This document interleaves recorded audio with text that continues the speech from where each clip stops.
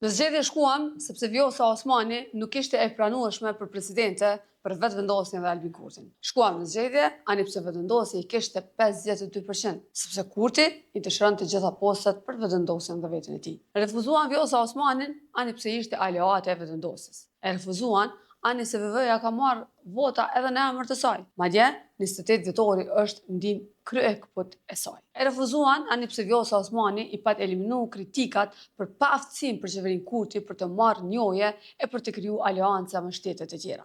Duke pasur parasysh, këto vetëvendosje vendosi ta hedhë në erë bashkëpunimin me të.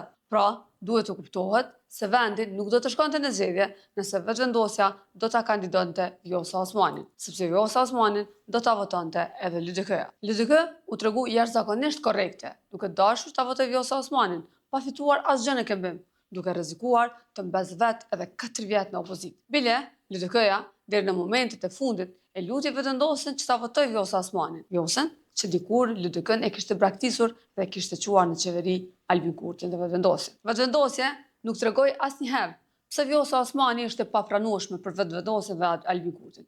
Ndërsa LDK-ja opozitare e Abdigjikut, për shkak të suksesit të Vjosa Osmanit në arendat ndërkombëtare, ishte e gatshme që ta votonte. Tash është e qartë se kush i tejkalon inatët dhe veten e tij për interes të vendit e kush e ka egon mbi shtetin, mbi shoqërinë e mbi popullin.